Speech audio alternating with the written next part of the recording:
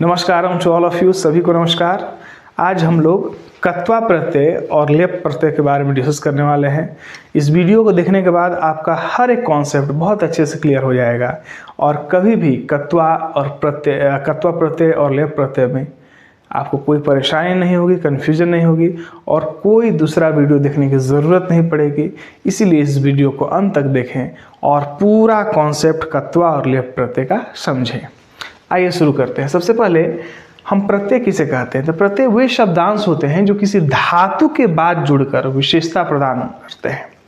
ठीक है, तो धातु के बाद जुड़कर, धातु मतलब जैसे पट हो गया, लिख हो गया, हस हो गया, ये सभी धातु होते हैं। तो उसमें जुड़ करके उसके मीनिंग में कुछ चेंजेस करते हैं, बदलाव लाते हैं, उसे हम क्या कहते हैं? प्रत्यय कहते हैं। प्रत्यय को इंग्लिश में हम लोग सफिक्स कहते हैं। अब जो है कत्वा प्रत्यय का प्रयोग हम कहाँ करते हैं, कब करते हैं?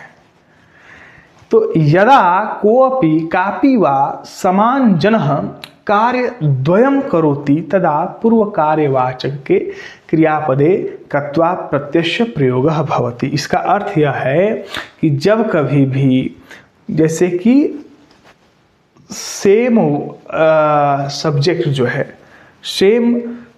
जो है दो कार्य करता है, जब एक ही सब्जेक्ट दो कार्य करता है तो हम लोग क्या करते हैं? पहले वाले धातु के साथ हम कत्वा प्रत्यय का प्रयोग करते हैं। जैसे कत्वा प्रत्यय का अर्थ क्या हो जाता है? कर या फिर करके। जैसे हमने लिखा है बालः पठति और बालः क्रीडति, तो यहाँ जो बालक है, बालः वही पढ़ रहा है और बालक ही क्या कर रहा है कि खेल रहा है। इसलिए हमने क्या लिख दिया? बालः पठित्वा क्रीडति। ये कत्वा किसके साथ यूज हुआ है? इसके साथ यूज हुआ है, पठ के साथ, पठ जोड़ कटवा। पठित्वा क्रीडति मतलब बालक जो है, पठित्वा मैंने पढ़कर खेलता है। बालक जो है पढ़कर खेलता है। सिमिलरली रमेशः हसति रमेशः वदति, तो यहाँ रमेश जो है वह हंसता है और रमेश जो है वहीं बोलता है। जैसे रमेशः हसित्वा वदति, रमेश हंसकर बोलता है, रमेश हंसकर बोलता है, रमेश हंसकर बोलता है, रमेश हंसकर बोलता है। आगे डिस्कस करते हैं। शिशु क्रीडति शिशु खादति, शिशु क्रीडित्वा खादति। यहाँ शिशु क्या कर रहा है? खेलता है और शिशु खाता है। शिशु क्रीडित्वा खादति मतलब शिशु क्या कर रहा है? खेल करके खाता है। रमा विद्यालयम गच्छति रमा पठति, रमा विद्यालयम गत्वा पठति। तो उम्मीद है ये सब क्लियर हो गया होगा। अब आप देख रहे होंगे यहाँ पर गत्वा का प्रयोग हुआ है, यहाँ पर हुआ है क्रीडित्वा का, यहाँ हर्षई का प्रयोग हुआ है और यहाँ पर कोई ई का प्रयोग नहीं हुआ है। तो ये कैसे हुआ? ये क्यों गत्वा हुआ, वो क्यों क्रीडित्वा हुआ, क्यों खादित्वा हुआ? तो इसको भी हम लोग अच्छे से समझेंगे। इसका भी कुछ नियम है, उसको समझने के बाद आपको अच्छे से सब क्लियर हो जाएगा।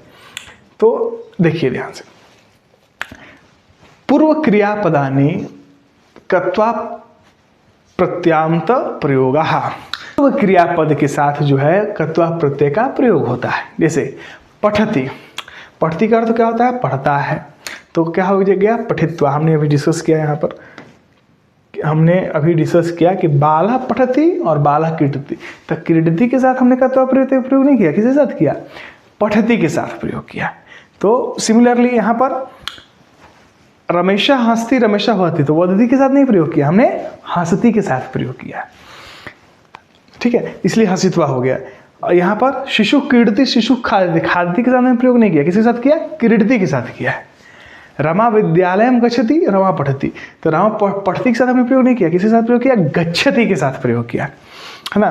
तो यहाँ पर पूर्व क्रिया पद के साथ यहाँ पर हमने प्रयोग किया। जैसे पठति हमने क्या किया? पठित्वा हमने पढ़कर, गच्छति गत्वा जाकर, हंसति हंसित्वा हंसकर, क्रीडति क्रीडित्वा दैट इज खेलकर।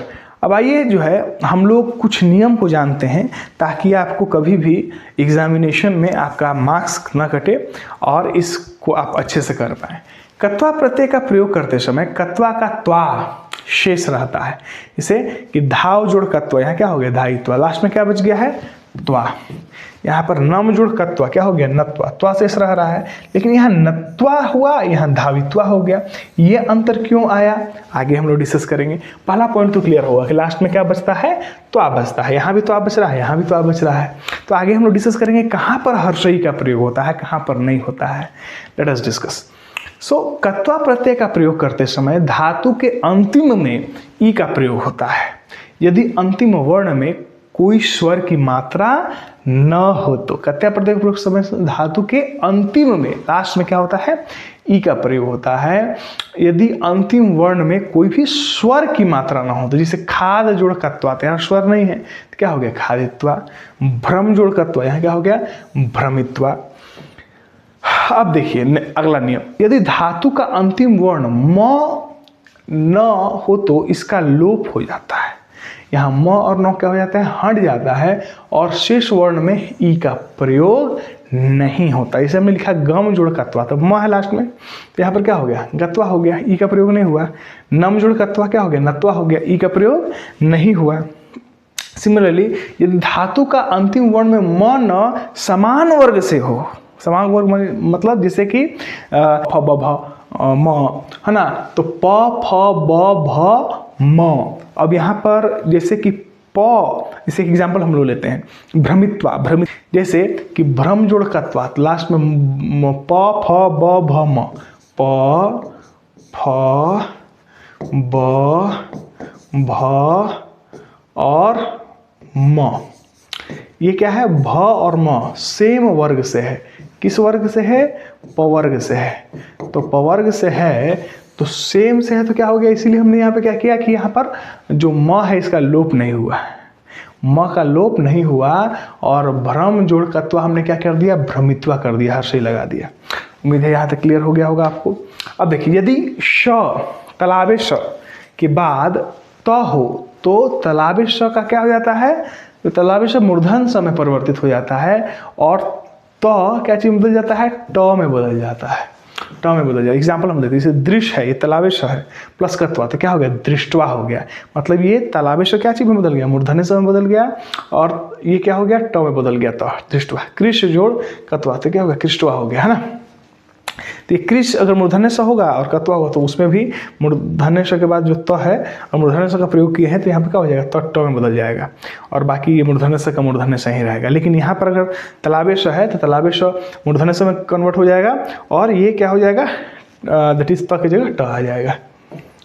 यह प्रत्यय का भी मतलब होता है करके, लेकिन इसका प्रयोग कब होता है तो लय प्रत्यय का धातु से पूर्व उपसर्ग का प्रयोग होना आवश्यक है। लय प्रत्यय का प्रयोग तभी होगा जब उसके पहले उपसर्ग, उपसर्ग मतलब क्या हो गया प्रीफिक्स, अब प्रत्यय मतलब सफिक्स हो गया। तो लय प्रत्यय का में क्या होता है धातु से पूर्व उपसर्ग का प्रयोग होना आवश्यक है। अगर नहीं प्रयोग होगा तब वो क्या होगा कि दैट इज लय प्रत्यय नहीं रहेगा, अगर उपसर्ग नहीं रहेगा तो। लय प्रत्यय का प्रयोग करते समय लय का य शेष रह जाता है, लास्ट में य बच जाता है। ये कुछ उदाहरण हम लोग देखते हैं। जैसे हम लिखे यहाँ पर हंस जोड़ लय है, तो हंस जोड़ लय कब आया जब यहाँ उपसर्ग प्र आया, तो प्र जोड़ हंस जोड़ लय क्या हो जाएगा प्रहस्य। यहाँ पर लास्ट में यह हो जाता है यहाँ लय प्रत्यय का प्रयोग हुआ। तो परि जोड़ भ्रम जोड़ लय क्या हो जाएगा परिभ्रम्य। प्र जोड़ दा जोड़ लय क्या हो जाएगा प्रदाय। प्र जोड़ नम जोड़ लय क्या हो जाएगा प्रणम्य। सम जोड़ पूज जोड़ लय क्या हो जाएगा संपूज्य। तो उम्मीद है कि कत्वा और लय प्रत्यय सभी को क्लियर हो गया होगा। आइए कुछ अभ्यास कर लेते हैं हम लोग लय प्रत्यय से। जैसे हम कहें सह प्रातः उत्तिष्ठति सह कार्यम करोति, तो क्या होगा सह प्रातः उत्थाय।